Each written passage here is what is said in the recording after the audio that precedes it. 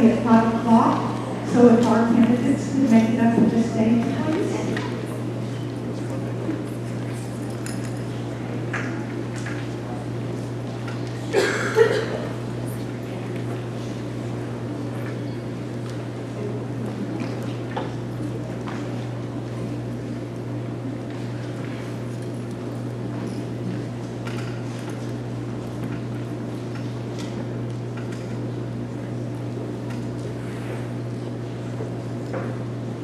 And my watch shows 5 o'clock. Welcome, everyone. Thank you so much for being here this evening. We want to start off with the pledges to both the American flag and the Texas flag. If I can ask you to stand with me, please.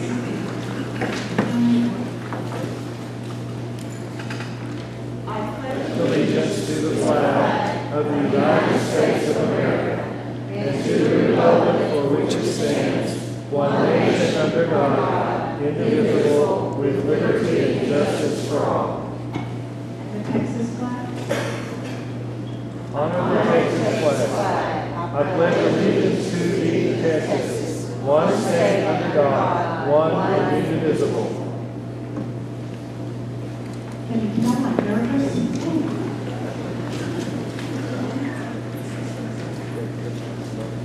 First of all, I'd like to start off by saying thank you to Sulphur Springs Independent School District, to Dr. Dina Stieber, and to the principal, Joe Bodenheimer, for being our host this evening. We are so thankful that they are letting us use this beautiful building. I am a member of the Hopkins Range Retired School Personnel. And as you look around, you may see some people in red. Most of the people in red that I'm seeing are members of Hopkins Range Retired School Personnel. We advocate and try to support local teachers who are still in the classroom and also teachers who are retired. We are the small group of the larger Texas Retired Teachers Association, and I am on the state committee for that. And I need to take a deep breath. I am so nervous. I can't believe this. So, the first thing that I want to start off with, because we are retired teachers, before we get to the candidates this evening, I need to make a promotion for retired teachers, because we do advocate for retired teachers. And we finally have a cost of living allowance on the ballot for us this year.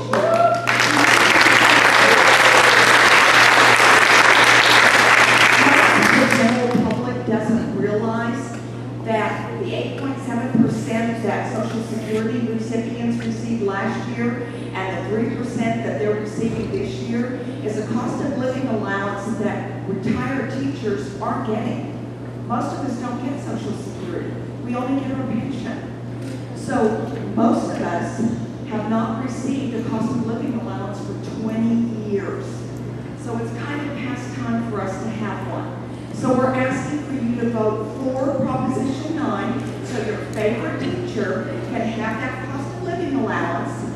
But we're also asking you to vote for it because it's not going to cost you a single penny, not a penny. The legislature is using money that was left over. It was the surplus money. They set that aside. They are going to put that into our retirement account after the proposition passes, and it will not cost any taxpayer a single penny. So please, please, please vote for Proposition 9. Now,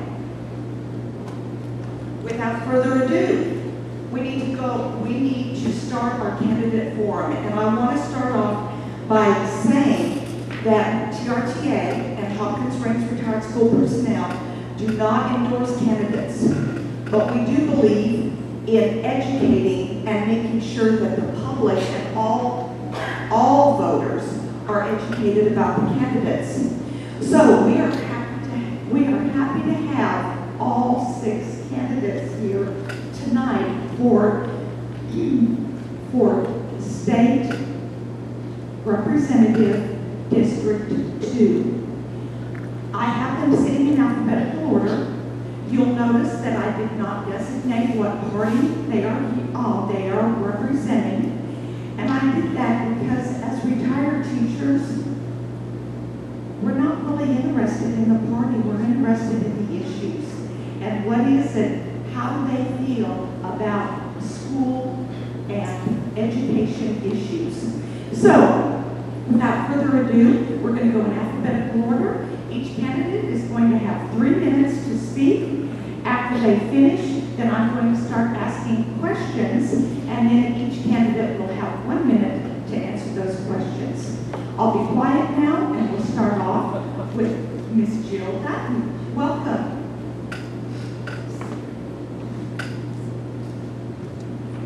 Does this work? Can y'all hear me? I'm Jill Dutton. I'm from Van Zandt County.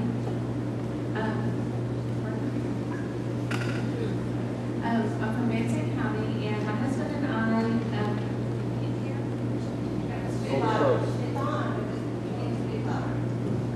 Sorry. I'm Jill Dutton. I'm from Van Zandt County, and my husband and I are small business owners.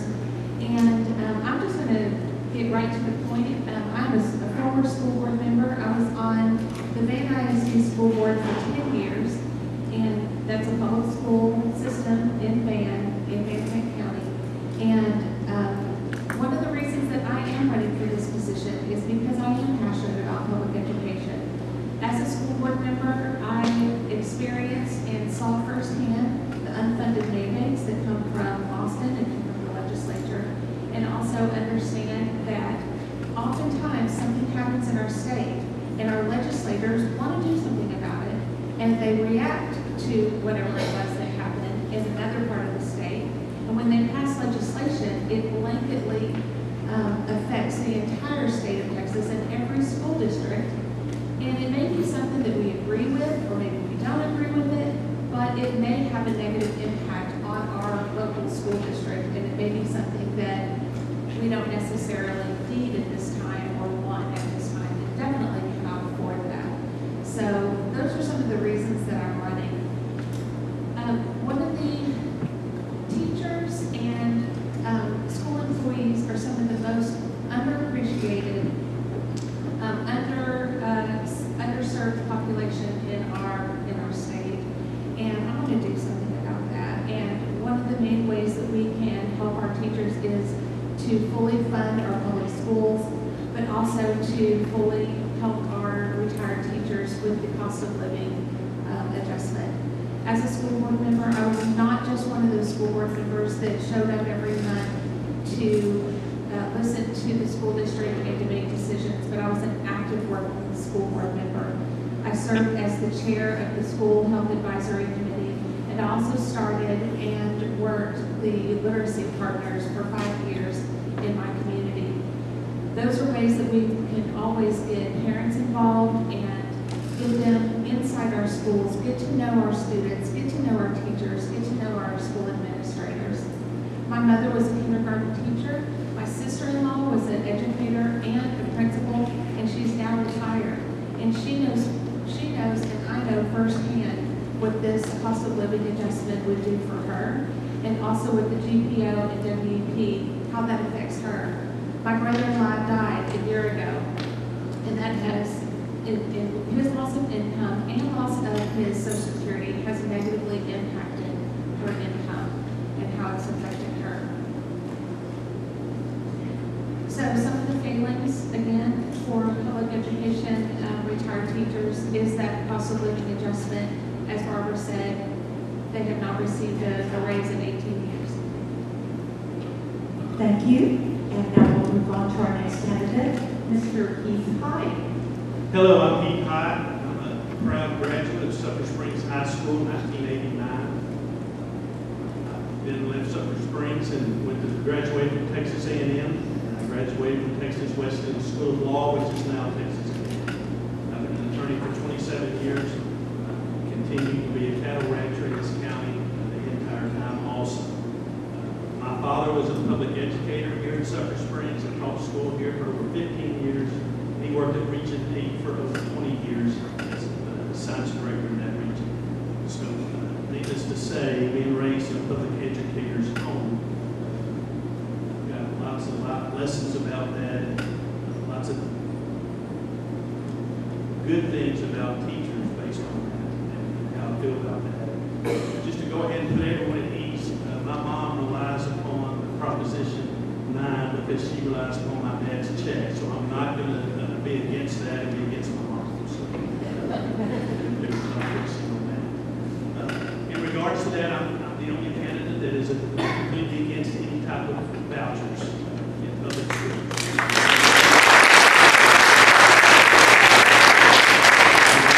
It's a good system.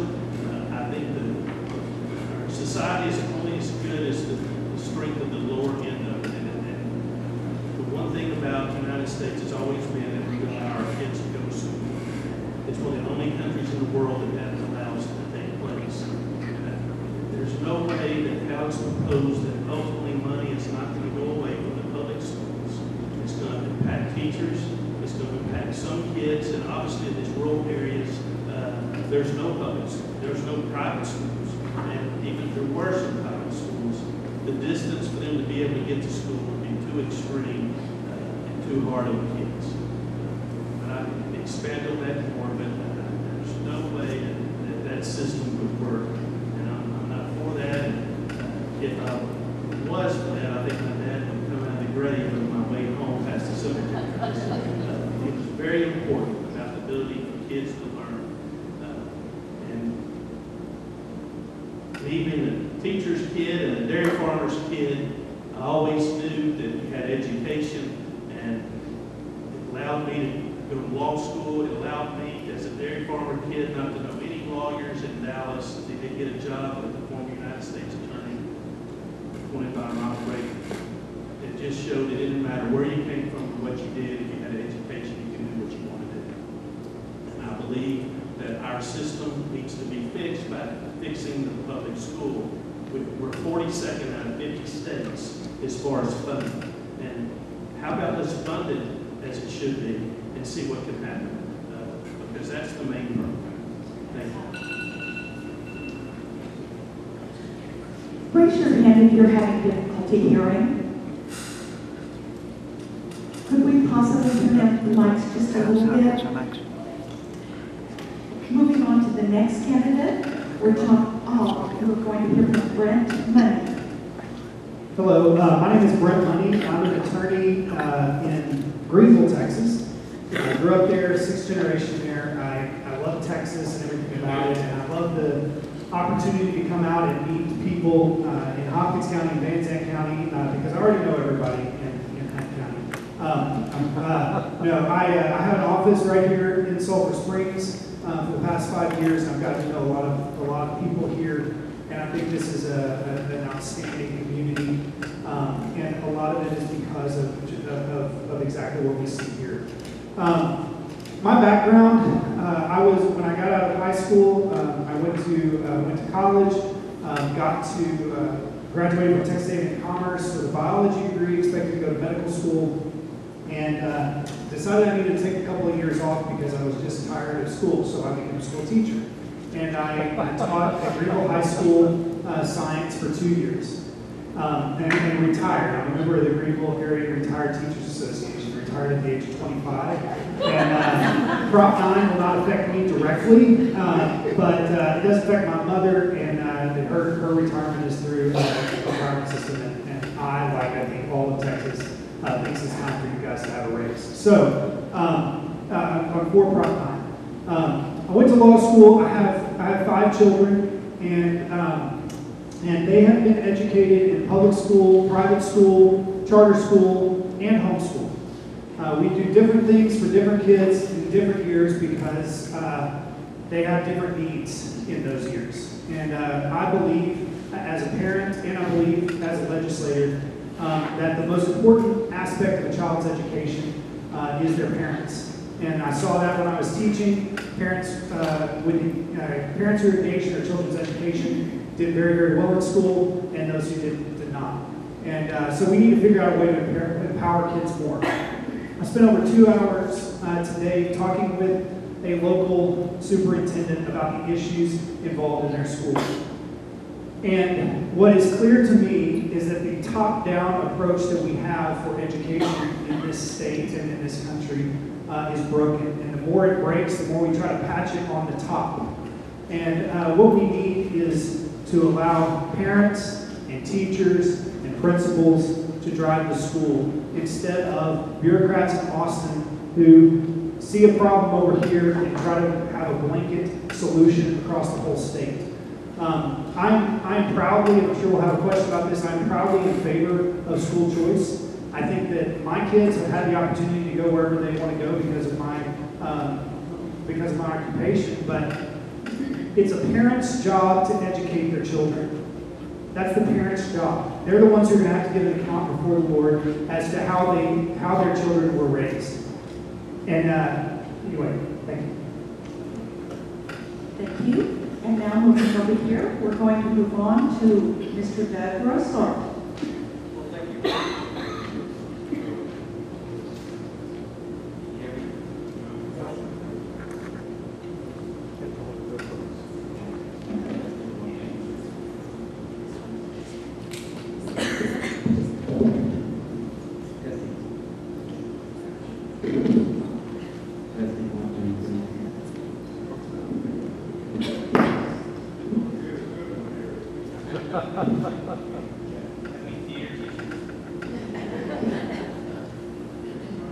Okay, can you hear me now?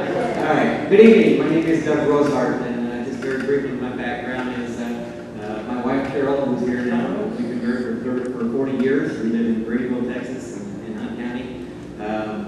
We have 3 children and 5 grandchildren, and I recently retired from L3Harris as an engineer after 37 years. So I've got time now to serve you in this district for this spot. My past leadership experience includes being on the Greenville City Council. I've been in church leadership as a deacon and most recently as an elder for our church in Greenville, a non-denominational church. I've been on the board of trustees for Greenville Christian School and also for Laterno University. I've been involved in politics for 30 plus years as an election judge and a precinct chairman and a delegate to the state convention. And I'm also currently the vice chairman of the Hunt County Republican Party. I've also been involved in numerous other organizations, and most recently the Texas Baptist Man Disaster Relief. So I'm running because I want to keep our future free. I don't like what I see the direction of our nation and our state is going in. Our faith, our values, our freedoms are being challenged by the wokeism and the socialism of the left. And so I want to make sure that Texas also has a good quality education system for its children. And in support of that goal, I believe we need to address the following: teacher retention and recruitment, teacher salaries, and pension COLA increases for retired teachers. The school budget allotment, not only increase the allotment, but also look at different funding formulas such as enrollment versus daily attendance. Education freedom and school choice, school safety, and accountability and testing. Those are some of the goals that I have for all of education in Texas. Our goals for retired teachers, I want to make sure that Texas keeps its promises to all those who have made a career in service to our state. This, of course, includes our retired teachers. Through your hard work, after 10 years, the COLA increase provision for retired teachers was finally added to the state budget, and I strongly support Proposition 9 and encourage everyone to vote for it. I will make sure this hard-fought provision stays unmodified and budget neutral for every cycle to come. This COLA provision, as you said, stated, is already included in the budget that was recently passed, and that funding is set at $3.4 billion. Part of having an excellent education system means paying our teachers what they're worth, and I believe the pay raise set aside for teachers during this session must also be passed during this special session. I'll also work with the 3 congressmen serving HC2 to make sure that the federal windfall elimination provision, the WEP, and the government pension offset, the GPO, are fixed in favor of Texas teachers. I was surprised when I researched these programs to find out that the impact they have to you all. I know this is a federal issue and not a state issue, but I will support the efforts to reform the WEP and the GPO current formulas that unfairly penalize Texas retired teachers. We must ensure earned Social Security benefits are paid to retirees.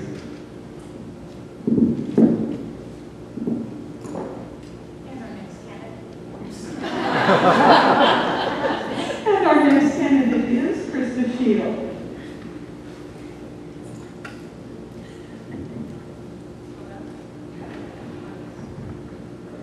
Is this working? Hi, everybody. I'm Krista Shield. Yes. And I'm a small business owner. Let's try this. Is this better? Oh, yes, this is better. Thank you. I'm actually a small business owner. I've been an interior decorator and house painter and color consultant for 24 years. I've been a flight attendant for American Airlines for 7 years, even during 9/11. I work with an organization called Understanding the Threat as an educator trainer on America's founding principles and on the threats of Sharia and Marxism. I started, we have 3 grown sons, my husband and I. He also is an engineer and a small business owner, an electrical and roofing company, and all 3 of our grown sons are electricians. So they are 29, 32, and 34 currently. So, and they're all working today. So, but anyway, we started homeschooling with our children when they were young. Back in the day when it wasn't as cool, and we had some families in our church who did that, and I really loved the idea of having the joy as a mother to teach my own children how to read, how to write, do math, tie their shoes, read a clock. And I'm sorry you didn't get that opportunity, but this was something selfishly that I wanted with my kids. And it just really depended on their needs at the time. I felt that sons as well needed to mature a little bit more before they went out there in the school environment. And our youngest one had attention deficit disorder, and so I think I spared some teachers for a little while.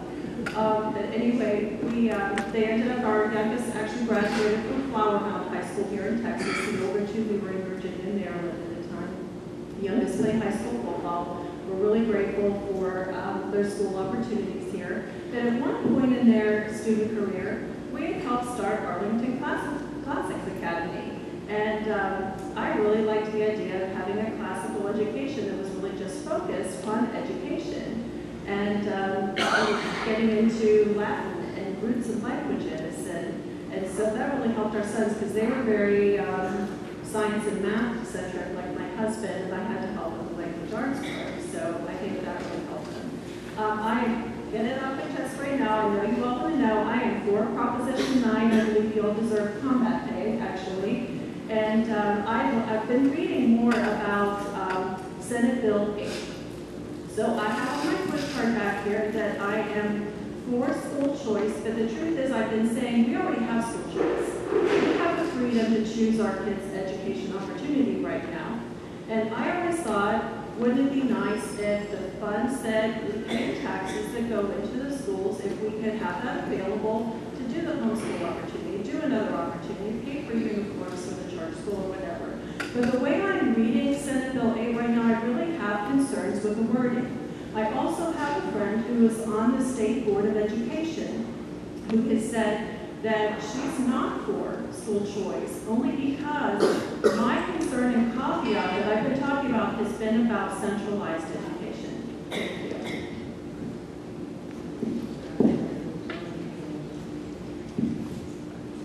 And our final candidate is Krista Washington.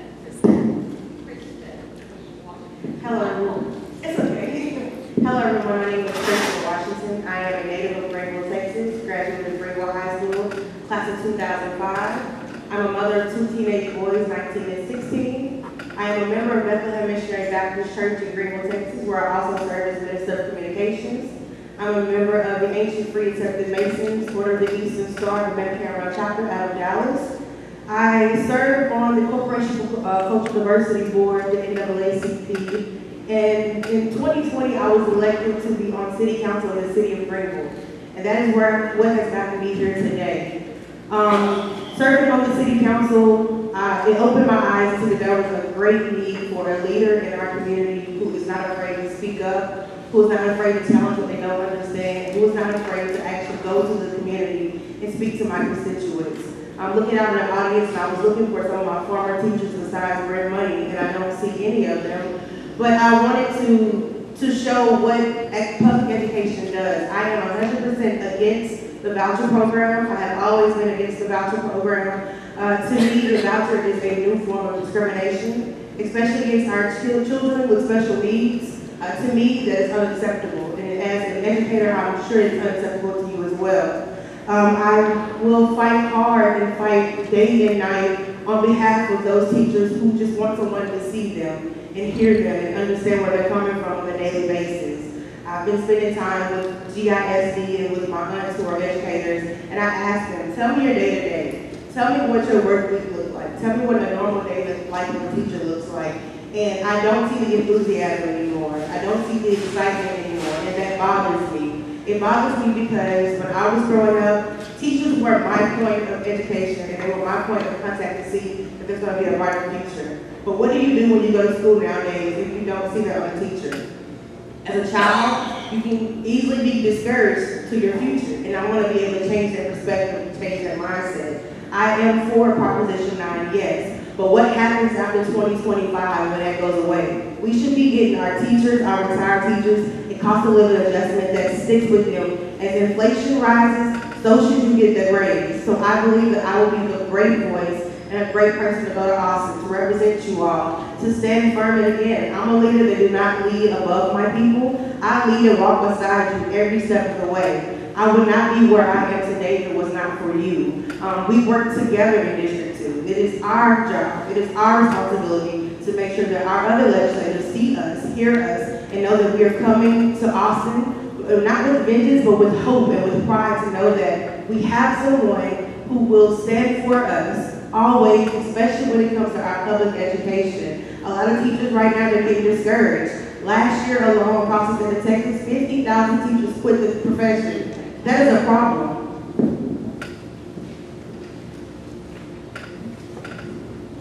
Thank you. Our very first question tonight has to do with retirees. Our first question is, Texas school employees pay into the Texas retirement system and cannot pay into Social Security. Are you in favor of keeping the current TRS defined benefit retirement plan? Or do you want to change to a defined contribution plan? And basically this is a yes or no answer. Would you start to go down the line? Okay, can you say that again? The defined Benefit or defined contribution. Yes. Currently we have a defined benefit.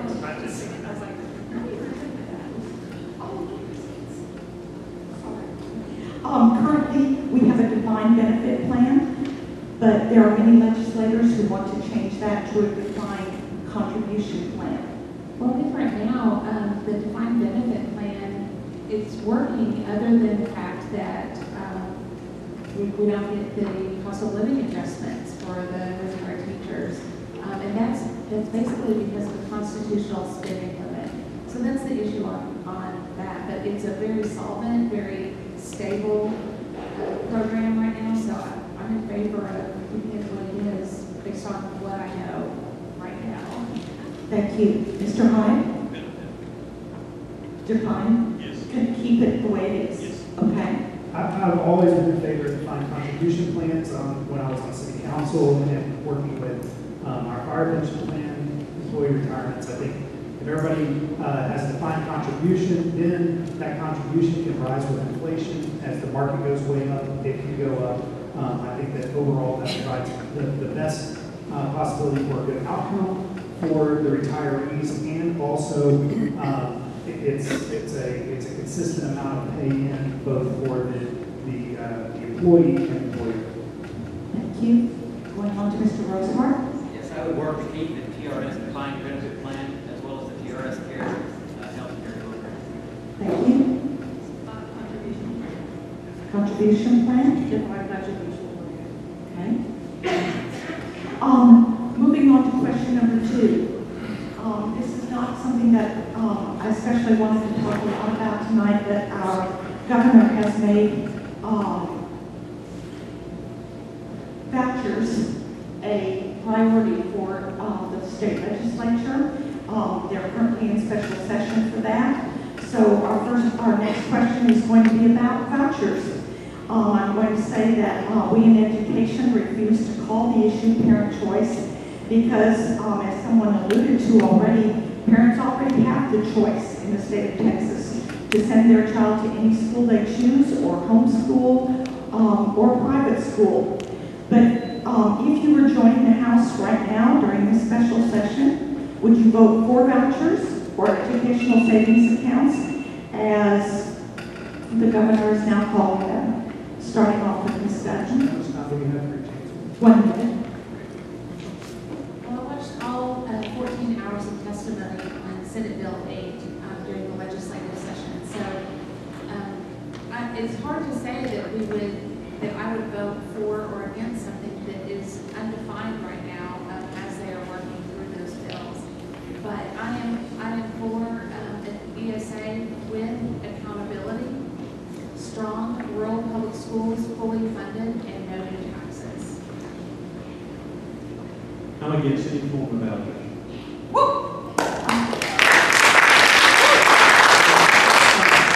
As I said before, I'm very much in favor, and I do call it is a parental choice issue. All parents have a choice, yes, but parents that don't have the financial means cannot move to a different school district. They can't afford private school. There is a limit, and so the state's responsibility for education is to provide educational funding, free education for all students. It's a parent's responsibility to educate children. Ultimately, it's the parent's responsibility. And so in 30 states in America have some sort of parental choice, school choice, whatever you want to call it, program. 30 states do. And none of those have the public school system collapsed. In 29 studies that have been done on the effect on public schools, 26 studies have shown that public schools perform better financially and academically following the school choice program. So this is not a death knell for public schools. Public schools. Mr. Rosehart, the microphone's not working real well. I'm going to share mine. I am in support of parental choice or educational choice as well. And being an engineer, I started off on the other side opposed to it, but doing all the research on both sides of the issue, and I came down to that it really is the parents' choice as far as the best education for the students. The voucher, whatever you want to call it, will not affect any of the rural schools. I would not vote for something that would affect our public schools and our rural schools in this area. So that is one thing that I am committing to. Right now, it is really for the urban schools and suburban schools that have some issues. I mean, you don't even have private schools out here that you have an opportunity to go to. So, I know there's going to be something in between Senate Bill 8, which are now they're calling Senate Bill 1 in the special session, and then whatever the House came up with, which was, not much of anything. So, I am for at least some looking at this as a possible solution. So like I said, not all schools are like these Texas schools here. We had a great time at Lindo High School, very biblical values. I see Zig Ziglar up here and not Karl Marx, so that's a really great indicator of what y'all are doing here.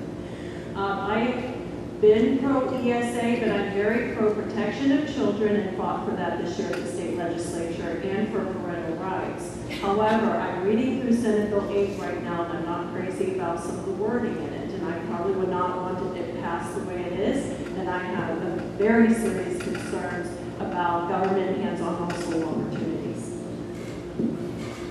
I am against the voucher program.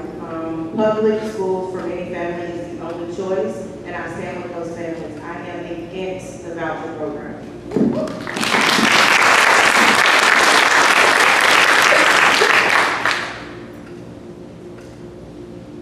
The next question is also about vouchers. Public schools are required to accept and educate all students. Private schools may refuse to enroll a child. So if you say you support vouchers, how do you justify the use of taxpayer dollars being given to an entity that is allowed to discriminate based on either disability or religion? Do I need to repeat the question? We'll start with Ms. Dutton. Well, in that bill, there needs to be serious and heavy accountability that goes with that. So there would need to be provisions right for that. That's one of the main problems with it. That's why I'm against it. Say that someone decides to homeschool their kids and they take them home and they, for about 2 months, then they decide, well, I don't want to do that anymore. This is more than what I bargained for. And they send them back to the school and they've kept the money and the school didn't have the money. And again, just puts us more and more in a situation where the school's underfunded. And that's the other thing. If there's not places for the special needs kids to go, for example, in this county, if there was a limited number of private schools, if they can't get in there, again, there's no way that the public schools are not going to be harmed money-wise. They're going to be stuck with that situation again and underutilized to be able to handle it. And that's again one of the main reasons why vouchers just won't. My friend and former student, Mrs. Kristen Washington, said, for many families, public schools are the only choice. That is the problem. For many families, public school is the only choice. For most families, the public school is a great choice. And a school that educates almost every kid well is a great school. But a school that doesn't educate my kid well is not a good school for me. I have some of those special needs kids, like Mr. Hyde is talking about. We've talked to specialists who have said, I love public schools, don't put that kid in a school. He needs to be in an environment that is much smaller and much better equipped for him. I think the best accountability for education is engaged parents who care about their kids.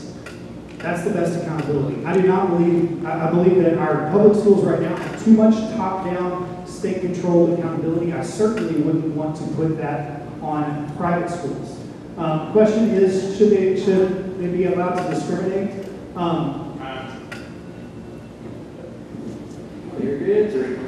I'm long-winded. Let me review the question here.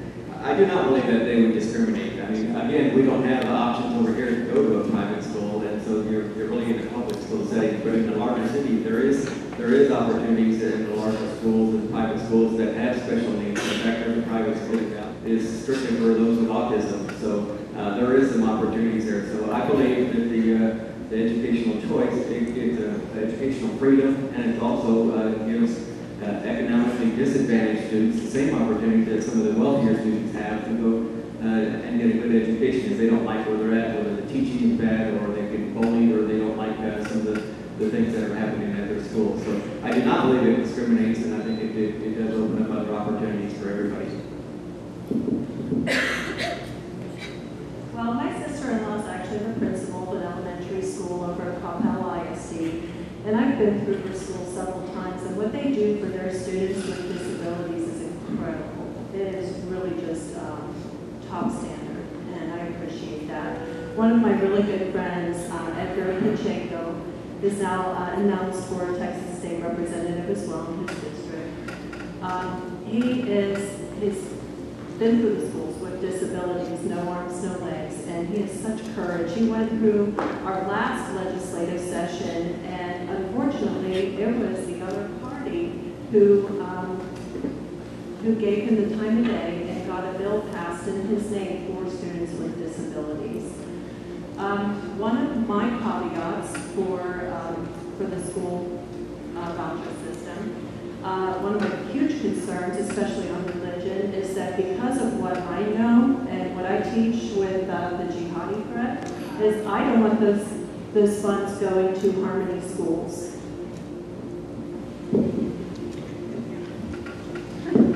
That is one of the main reasons why I oppose the voucher system, because it does discriminate, whether we want to accept the fact or not. Teachers are speaking out across Texas of how this is going to impact not only their classroom, but you have families, you have parents who are crying out for legislators to hear them and to understand their point of view of what we're trying to do. We're trying to force them into a education that when I was growing up, we didn't have to worry about none of this. If we did, I didn't know anything about it. My parents did it very well. So did my teachers. So one of the main reasons why I oppose the voucher system is because I am listening to parents, I am listening to teachers, I am listening to educators, I am listening to those who deal with special needs kids on a daily basis. And I'm hearing their cry of, we don't want to be forced to give our kids an option to experience discrimination when it comes to their education.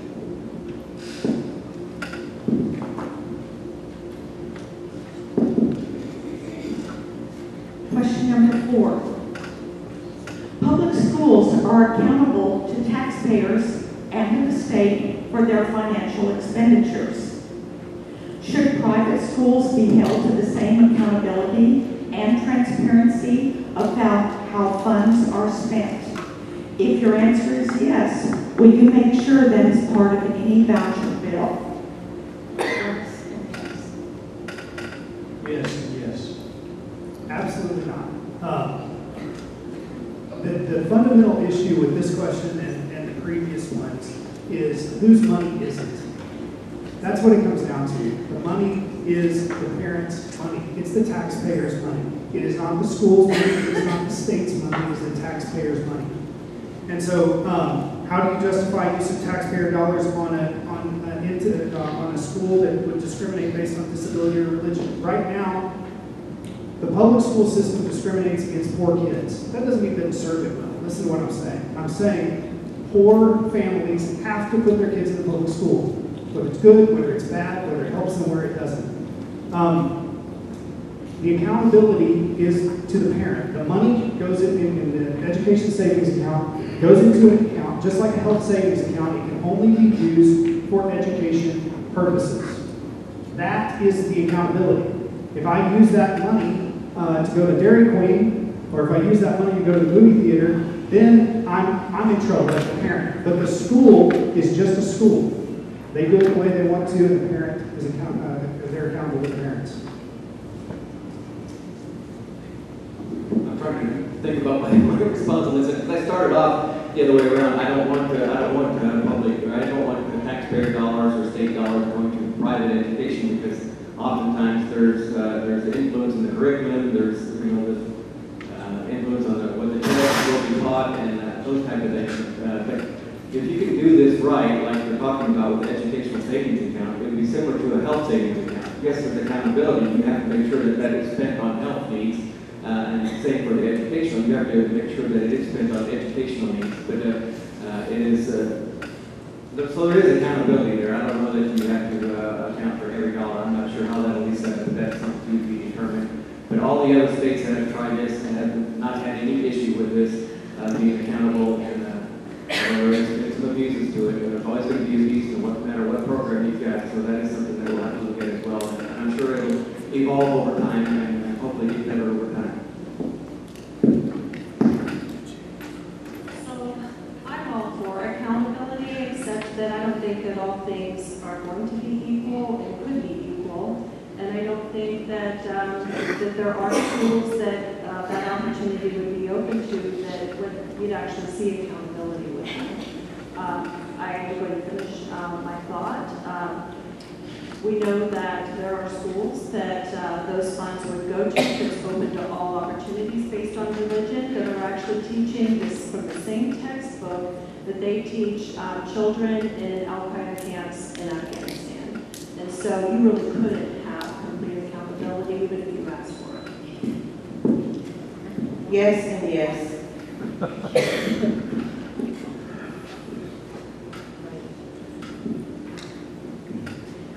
Question number 5. Public schools are currently rated by the Texas Education Agency's very complicated A through F ratings system. If a private school is receiving taxpayer dollars, should it be held to the same accountability for student success? If your answer is yes, will you make sure that is part of any voucher bill? Actually, what I'd like to do is do away with the A through F system. That was put in when I was on the school board, and I know exactly why that was passed. But I want to go back to something that one of my opponents just said about that the tax dollars that he wants to send to the private schools is our dollars. So if you think about the tax dollars that you pay, or the property taxes that an individual family would pay, and I'm not sure each individual family's home and property insurance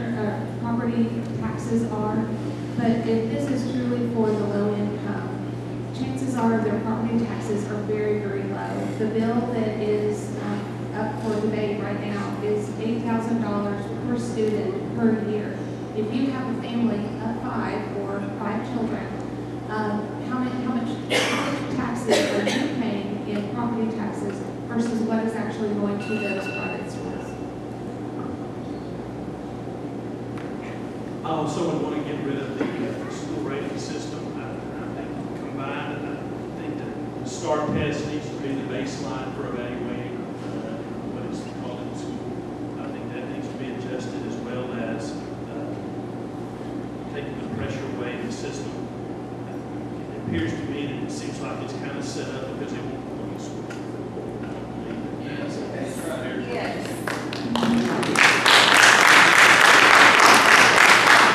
Yeah, the problem is the accountability system itself. And so making other schools susceptible to the same accountability system doesn't fix it. I would have eliminated, as I said earlier, the best accountability is engaged parents. I don't need the state of Texas to tell me what my favorite Tex-Mex restaurant is. And my favorite Tex-Mex restaurant might not be your favorite Tex-Mex restaurant.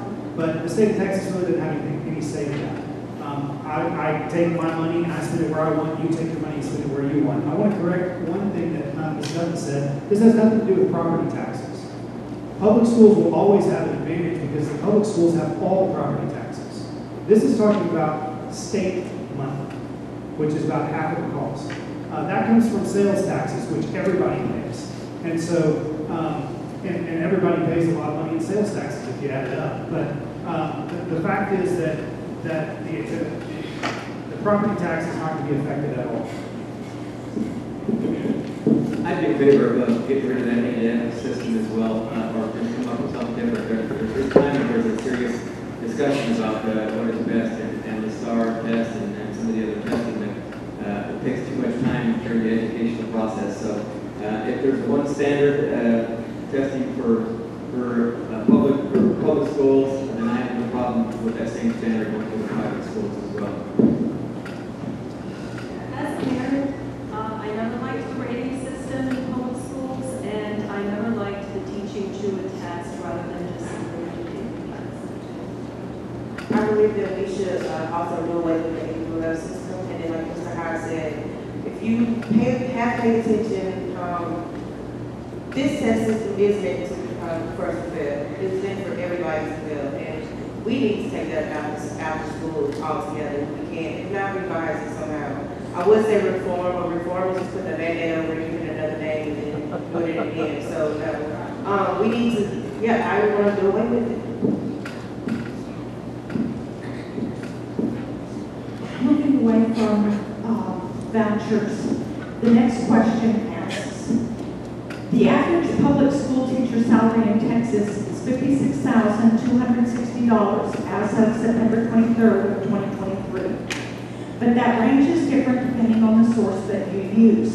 The Bureau of Labor Statistics states that a minimum income of $66,597 is needed for a family of 4 to be labeled middle class. That's a $10,000 deficit. Teachers are arguably the most important factors in developing a productive society, yet they are not earning a middle-class salary in the state of Texas. Schools don't have the funds to increase teacher salaries that much, and it will require more money from the state.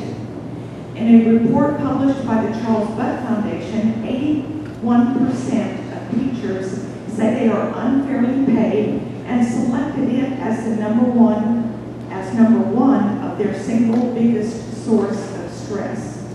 So will you support the state increasing M&O and general funding of public schools? Yes, and especially for teachers' pay raises. We're here talking about also Proposition 9 and increasing the cost of living adjustment. As you guys know already, that your retirement is all based on the last year of your income that year. Teacher pay raises are a big priority, and it increase. They definitely need a raise.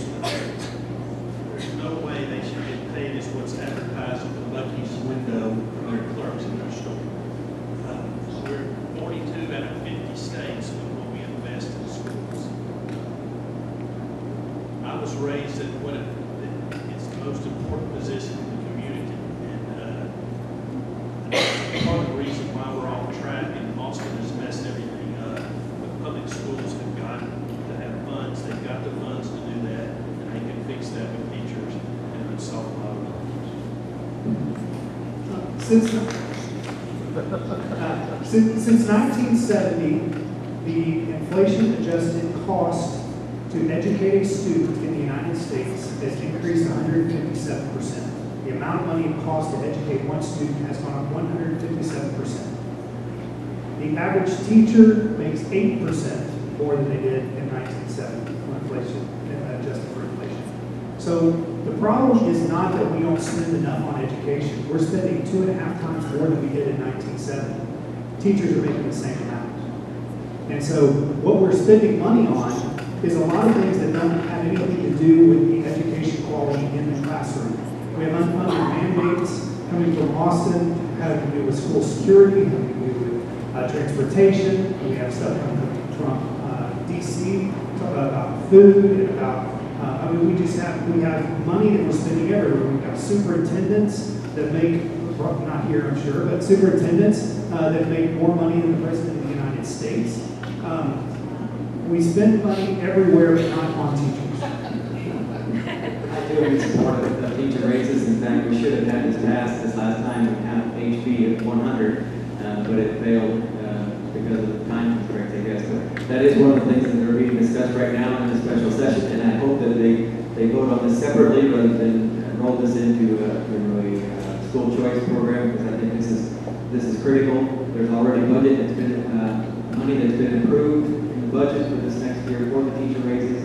I did a read of the teacher vacancy task force recruitment and retention report that came out earlier this year. And the first thing is talk about compensation and increase overall compensation and support strategic compensation strategies and make the overall salaries merit-based, increase the minimum salaries, have a graduated salary package, and increase a lot of the other compensation packages as well. So there's a lot of good stuff in that vacancy task force report, and I like what I see in that, and that was from a team of educators and TEA and citizens as well, so good stuff in there. Yes, I'm also for salary raises. You have to be able to withdraw great candidates for teachers here that also in the market. So, yeah, and I also agree that administration is very top-heavy, especially here in the DFW area, and there's a huge difference in salaries and administration. Sorry, superintendents and administrators here, but we really need quality teachers here in Texas. We need to grow. I as well am in favor of salary raises. Being a former employee of the Workforce Solutions Center, I always ask why are people not interested in going to the education field? That is the #1 thing, because of teacher pay. You can get the teachers' pay raised and get them back excited about going to work. Just imagine how people would be getting back to enjoying getting up in the morning, going to work, not having to play or be scared of being a bodyguard and not being scared of what we're going to teach today. When you get raises, that's an encouragement to a lot of people. And when you come out of high school, that's another encouragement. I'm going to be able to teach, do what I love, and make the money that I deserve, and not be a 19-year-old in school for education, coming out home maybe more than someone who was in high school at 16. So I'm in favor of the raises. I promised we were going to end at 6 o'clock. I have one more question, and that's going to put us at exactly 6 o'clock. The last question. Governor Greg Abbott has declared Sunday, October 15th, as School Choice Sunday, and he is advocating for ministers to preach on the subject of school choice in the pulpit. Do you believe this pushes the boundary between church and state? If so, please justify your answer in less than 1 minute. I definitely believe that should not be preached from the pulpit. I don't think that pastors should be taking a public stand on political issues such as this. It's definitely pushes the boundaries. pastor preaches through the Bible one book at a time, and I certainly wouldn't expect him to speak to this. I do think that it is a pastor's role to speak to the cultural issues of the day, and I don't think that that is outside of the First Amendment. First Amendment gives the free expression of religion and the free exercise of religion. And so, for a pastor to talk about any cultural issue that's happening, whether it be abortion, racism, sexual issues, educational issues, I think that pastors, I don't think we should tell pastors what they can't say to the pulpit when it deals with those things. As for whether anybody would talk about school choice, like I said, my pastor we're preaching through Romans right now, so we'll see how if he wants to work that in or not. I doubt it, but I don't think it's out of bounds. I know my pastor wouldn't be preaching on this either. I don't know if it's something that it would interfere with his normal expository preaching as well, but I don't think it's out of bounds as well. I think you can preach. It says there's nothing that says that you can't preach on social issues. I just don't know that this is the proper way to do it. I mean, there still is, despite what we were hearing here, the overwhelming polling is still showing that citizens are in favor of the school choice. And so I know it's hard to believe for those in here that that is something that is still popular amongst other people outside of the school. So as far as what it's preaching in the pulpit, I've been a preacher myself, but I was for the repealing of the Johnson Amendment. We should be shutting down our pastors from dealing with these subjects. Except that I don't think it really should be a big topic of conversation on what people should do with their children's school choices. There are a lot of churches that actually have Christian schools, and they already have that choice to educate their children with biblical values in the school. So, I don't understand why Governor Abbott not here particularly, but I'm not against a pastor being in favor for it and speaking to this congregation. As a licensed preacher who preach on Sundays, I can speak from my experience and on behalf of my church. I know for a fact that we would not preach school choice on a Sunday morning to our congregation. I would not preach and harp on anyone in the church about school choice. I would still say what I'm saying right now. I will be against vouchers.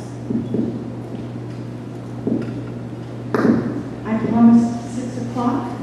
I want to say a special thank you to each of the candidates for making the extra effort to travel here and be part of this event. We know that they have put their lives on hold basically in order to campaign for this state office, and we appreciate them taking the time and making the effort to be here. And I hope that you'll join me in giving each of them a round of applause.